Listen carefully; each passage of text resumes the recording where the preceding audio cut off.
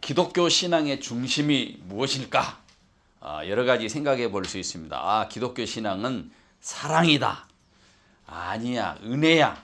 아니야, 십자가다.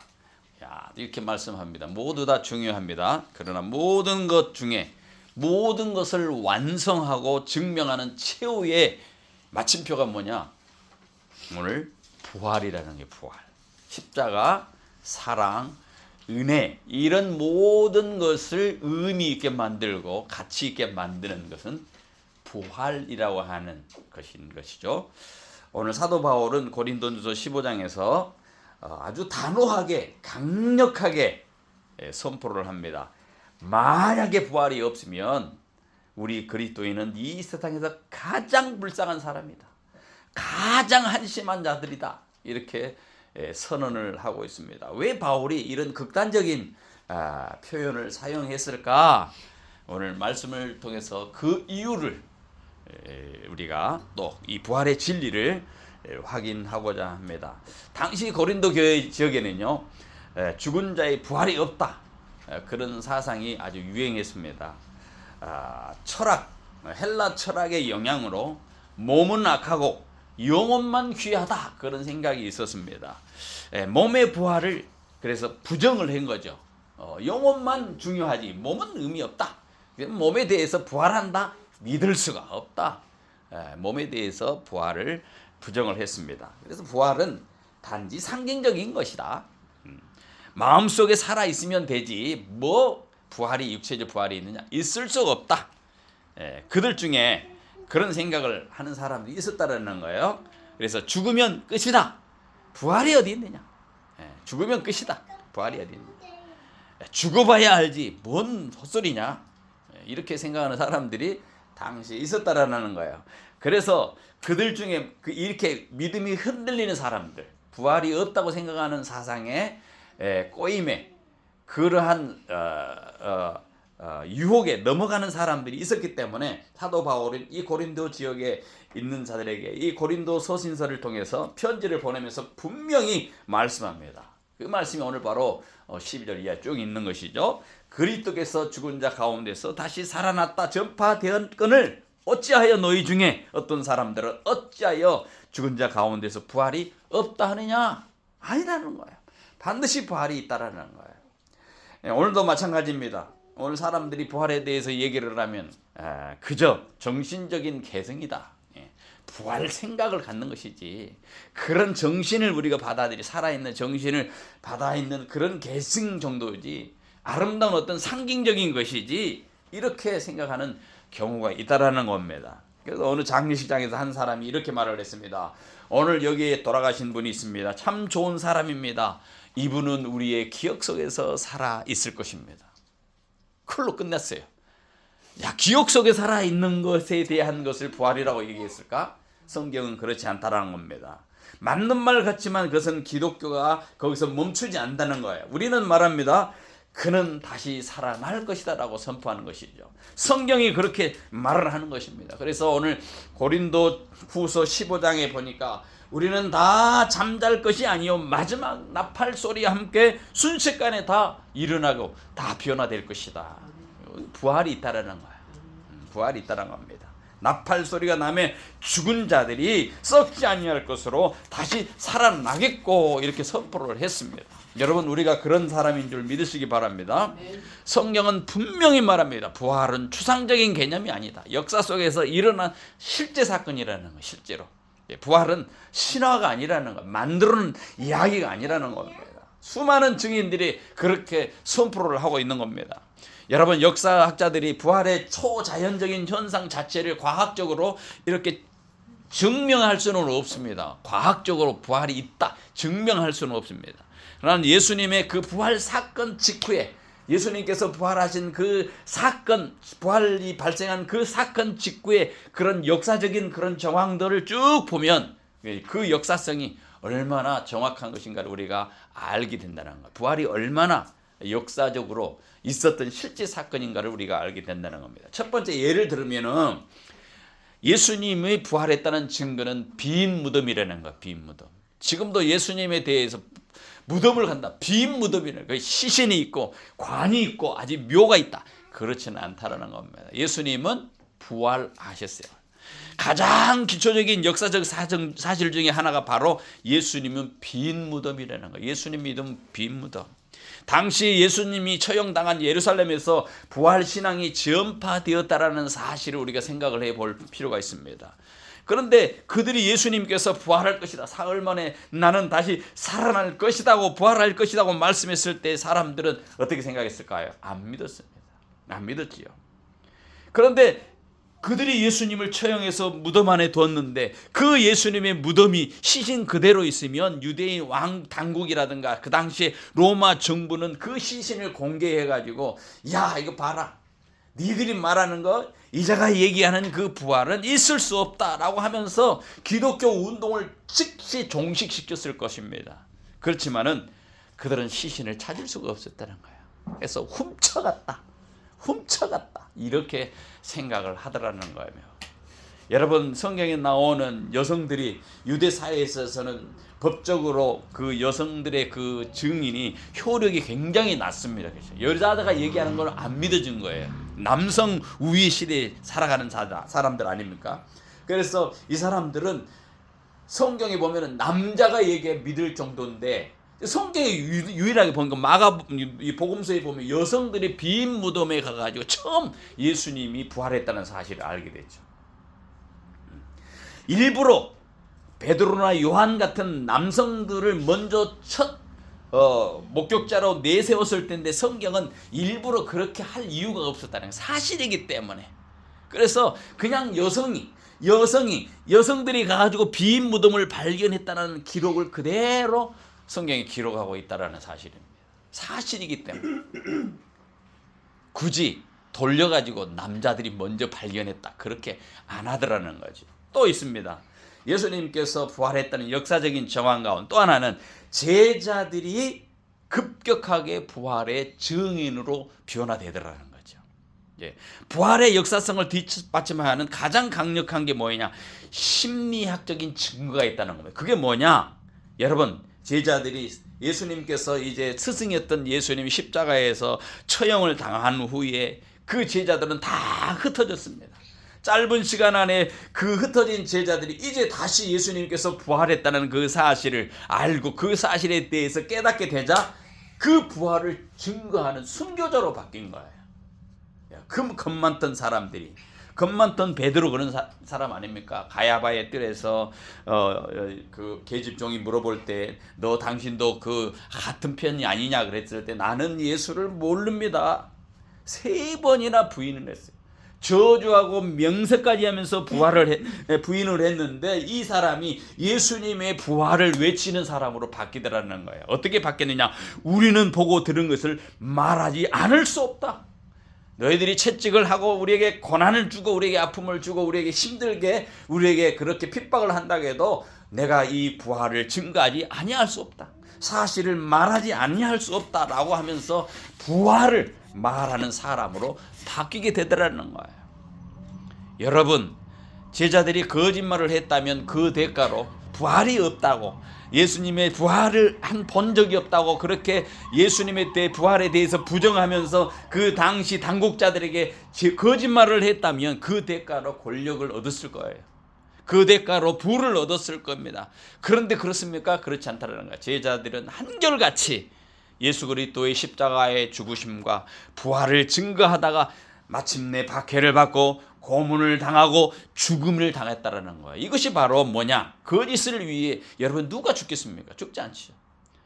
거짓을 위해 어느 사람이 누구도 자신이 거짓이라고 믿는 것을 위해서 죽는 경우는 없습니다. 그런데 이들은 예수 그리스도의 사실, 그 부활에 대한 사실이 너무나도 선명하기 때문에 그것을 위해서 죽을 수 있었다라는 거예요. 순교했다라는 겁니다. 여기에 바로 논리가 여기에서 설득력을 얻게 되는 거예요. 거짓을 위해서 죽을 수 없는데 이들이 진짜 부활에 대해서 알았으니까 죽었지 않겠느냐라는 것이죠. 여러분, 또 있습니다. 회의론자들이요, 회의론자들의 회심이 부활을 증거했다라는 거예요. 예수님의 주변 인물 중에 적대적으로 믿지 아니하는 인물들이 있는데 그 사람들이 예수님의 부활 사건과 더불어 변화되는 모습을 성경에 보입니다. 예를 들어서 사도 바울 같은 사람이에요. 지금 고린도 전서를 쓰고 고린도에 서신을 보내있는 이 사도 바울이 사울일 때 어땠겠습니까? 바리새인 아닙니까? 율법이 아주 능한 사람이었습니다. 그런데 잔인하게 예수 그리스도를 믿는 사람들을 죽이기 위해서 잔인하게 박해를 했던 사람 아닙니까? 그는 또 그날도 다메섹의 길에서 예수 그리스도를 믿는 사람을 죽이러 가다한 그 길에 그가 다메섹에서 예수님을 만나게 됩니다. 부활하신 예수님, 죽은 줄만 알았던 그 예수, 살아있는 예수님을 만난 거죠. 우리가 사도행전 9장에 보면은 이 사울이 다메섹으로 기독교인을 체포하고 가던 중 하늘의 빛이 내려오면서 부활하신 예수님을 만나고 거기에 회심을 하죠. 사울아, 사울아, 어찌하여 네가 나를 핍박하느냐? 그 음성을 듣고 누구십니까? 주여 누구십니까? 묻자 나는 네가 핍박한 예수다라는 그 음성을 듣고 이 사람이 눈이 멀고 3일 후에 다시 눈이 떠졌고 식음을 전폐했다가 다시 먹고 아나니아의 안수로 눈이 비늘 같은 것이 벗겨지는 것을 다시 봅니다. 그때 이 회복한 후에 이 핍박자였던 사도였던 이 사울이었던 이 사람이 이방인의 사도로 완전히 삶을 바뀐 거예요. 핍박자에서 이방인을 위해서 자기 목숨을 내어놓을 정도로의 그런 최고의 선교사로 변하게 되더라는 거죠. 또 있습니다. 바울은 이 복음서에서보다 더 이른 시기에, 그러니까 사복음서보다 더 이른 시기에 이 예수님의 부활했다는 사건, 이 부활 사건을 500명의 이상의 사람들이 동시에 예수님을 목격했다라고 그렇게 설명을 합니다. 고린도 우리가 읽지 않았습니다. 고린도전서 15장 6절에 그 후에 500이 넘는 형제에게 일시에 보였으니 그 중에 지금까지 대다수가 살아있고 어떤 사람들은 잠들었으며 라고 하면서 목격의 사건에 대해서 바울이 아예 언급을 하고 있는 것을 보게 됩니다. 뿐만 아닙니다. 예수님의 친동생, 예수님의 형제였던 야고보, 생전에 예수님을 주로 믿지 않았습니다. 자기 형이기 때문에. 심지어 예수님을 미쳤다고 생각한 거예요. 아니, 지가 메시아라고? 지가 사흘 만에 부활한다고? 이런 회의적인 태도를 가지고 있었으며 예수에 대해서 미쳤다고 그렇게 생각을 했습니다. 그도 그럴 것이 형제이니까. 다른 사람도 아니고 다 주위에서 봐왔기 때문에 같이 성장해 왔기 때문에 그렇게 생각할 수도 있었습니다. 그러나 그가 예수님의 부활 이후에 이 야고보는 부활하신 예수님을 목격한 후에 불신자 가운데서 최고의 불신자였는데 그가 초대 예루살렘 교회의 지도자로서 그렇게 바뀌게 되는 것을 알게 됩니다. 예수를 미쳤다고 했던 사람이 부활의 증인으로 삶이 바뀌더라는 겁니다. 고린도전서 우리가 15장 7절에서 부활의 특별한 증인으로 언급되면서 그는 예루살렘 교회의 지도자로서 순교했다라고 표현을 하고 있습니다. 지금도 야고보는 그 무덤이, 순교의 무덤이 지난번에 터키 가니 그대로 있더라는 거예요. 예수 그리스도의 그 부활을 증거하다가 예수님에 대해서 적대시하고 미쳤다고 했는 그 사람이 부활을 목격한 후에 순교까지 하는 사람이 되더라는 거죠. 여러분, 또 뿐만 아닙니다. 한 가지 더 있습니다. 폭발적인 교회의 탄생하고 안식일의 변경이 부활을 증명한다는 겁니다. 여러분, 유대교라고 하는 견고한 전통 속에서 수년간 지켜온 안식일이라는 개념, 안식일. 여러분, 토요일이 안식일 아닙니까? 근데 그 모든 사람들이 예수 그리스도의 부활과 더불어 성경에 보면은 새로운 예수님이 부활하신 그 날을 기념하면서 주의 날, 일요일에 모이기 시작하게 했다라는 거죠. 각 공동체별로, 가정에서 드디어 예수님이 부활을 목격한 사람들이 그 예수님의 부활을 기념하면서 그들이 모이는 사건이 바로 예수님이 부활했다는 증거 아니겠느냐 말이죠. 여러분, 이러한 것을 보면 부활은 확실하다는 겁니다. 오늘 본문은 우리가 읽었던 이 성경에 있는 이 말씀, 고린도전서 15장에 있는 이 말씀은 부활이 없으면 어떻게 되겠느냐는 거죠. 부활이 없으면. 오늘 본문 부활의 확실성을 강조하기 위해서 예수님께서 역설적으로 설명을 하는 겁니다. 만약에 부활이 없다면 어떻겠느냐 말이죠. 바울은 만약 부활이 사실이 아니라면 어떤 일이 일어날지, 어떤 일이 벌어질지 아주 논리적으로 몇 가지를 설명을 합니다. 첫 번째, 만일 부활이 없으면 그리스도도 다시 살아나지 못하셨을 것이다. 13절에 말합니다. 만일 죽은 자의 부활이 없으면 그리스도도 다시 살아나지 못하였으리라. 여러분, 기독교의 뿌리 자체가 뽑히는 거예요.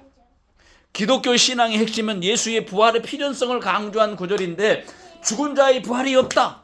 그러면은 예수 그리스도의 부활도 부정된다는 거 아니겠습니까? 죽은 자의 부활이 없는데 어떻게 예수님이 부활을 해요? 그래서 반드시 그리스도께서 살아나셨다. 부활하셨다는 거예요. 그래서 그리스도의 부활이 없으면 살아나지 못할 것이다.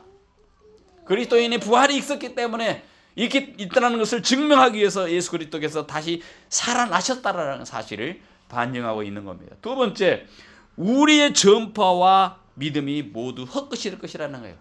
예수님의 부활이, 우리의 부활이 없으면, 그래서 그 14절에 그리스도께서 만일 다시 살아나지 못하셨으면 우리가 전파하는 것도 헛것이요 너희 믿음도 헛것이요. 복음의 허무성, 그리스도가 살아나지 못했다면 사도들이 전파하는 이 복음, 성도들의 그 믿음 모두 실체가 없는 헛것이 되고 만다라는 거예요. 그래서 우리가 드리는 예배, 우리가 드리는 이 찬양이 한낱 공허한 메아리에 불과하게 된다는 거예요. 그러니까 이렇게 우리가 찬양을 하고 예배를 하고 하나님께 모여서 감사하며 믿음으로 하나님 앞에 나아가 예배 경배할 수 있는 것은 어디에 근거했느냐? 전부 다 부활에 근거했다라는 거예요. 부활이 있기 때문에 그 의미 있다라는 거예요. 또 예수님께서 부활하지 아니했다면, 우리가 부활하지 아니했다면, 부활이 없다면, 세 번째로 우리는 하나님 앞에 거짓말쟁이가 된다. 15절에 그렇게 말씀합니다. 하나님이 그리스도를 살리셨다고 증언하는 부활이 없다면 우리는 하나님의 이름을 팔아 먹는 그런 사기극을 벌이는 사람들이라는 거죠. 결국 만약에 부활이 없다면 그렇다는 겁니다. 네 번째, 만약에 부활이 없다면 우리는 어떻게 하다? 여전히 죄 가운데 갇혀 있게 된다. 17절에 같이 읽어보면 17절 시작. 다시 살아나신 일이 없으면 너희의 믿음도 떼고 너희가 여전히 죄 가운데 있을 것이요. 부활은 예수 그리스도의 십자가의 대속이 완성됐다는 것을 선포하는 거예요. 승인하는 겁니다. 도장을 찍는 거예요. 예수 그리스도께서 우리를 위해서 우리를 구원의 죄 가운데서 우리를 죄의 죽음, 사망의 죽음에서 이겼다라고 하는 것을 선포해 주는 도장을 찍는 것이라는 거예요. 그래서 부활이 없으면 죄의 권세인 죽음을 이긴 증거가 없으므로 우리의 죄의 권세도 여전히 남아있어 우리가 죄 아래 놓이게 된다는 거예요. 그래서 인간은 여전히 죄 가운데 머물 수밖에 없게 되는데, 그런데 부활이 있었기 때문에 그 모든 죄가 청산될 수 있었다는 거예요. 또 있습니다. 다섯 번째, 부활이 없다면 우리는 모든 사람 가운데 어떻게 하다? 가장 불쌍한 사람이다. 19절 같이 읽습니다. 모든 사람 19절